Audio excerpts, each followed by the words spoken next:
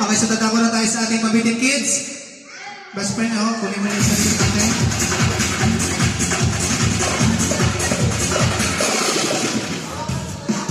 Ako, hawakan lang po, sir.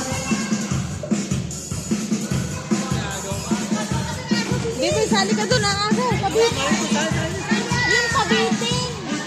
Okay na po, talaga po, hinahawakan na po talaga namin ngayon kasi mas mahirap po tayo po. Medyo mahirap po talaga namin. Ayun, ang dami maganda. Wait. Sit down.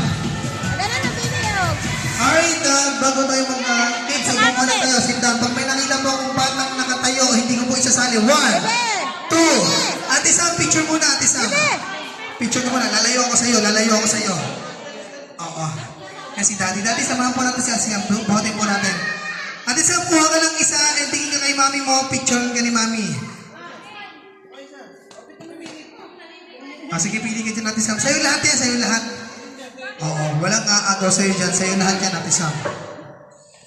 Pili ka lang dyan kung anong gusto mo. Oo. Yan. Ilahin po natin. Sino po nagtali na?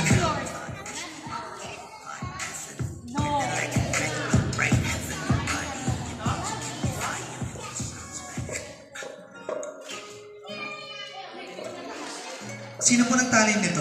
Parang ayaw ipaako ni Daddy. Okay, na-picture na po si Ate Sam. Okay, so wait, kids wala na pong magtutulakan dito. Okay, lahat po ng mga bata kamahot, nandito po tayo sa ilalim ng ating babitin. Wait, taas mo na best friend. Ano ba ito? Classmate po nila to? Classmate nila? Ha? Lapit mo si Bebe. Pinsan? Pinsan, isang kalawang classmate din nila. Ang laki na kasi, no? Ready, kids! Best friend, dahan-dahan lang kasi may mga talata, kids! Ready!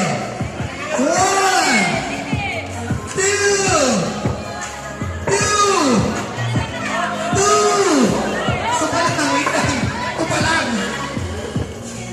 Alright, once again, maraming salamat po din mga Daddy. Salamat po sa pag-ibig sa birthday party ni kay Mom. Thank you very much sa aking teacher. Thank you so much. Salamat po ng mga parents na tumala sa birthday party ni Ate Zam. Maraming salamat po sa inyo and sana nag-enjoy kayo. Ready? 1, 2, 3, go!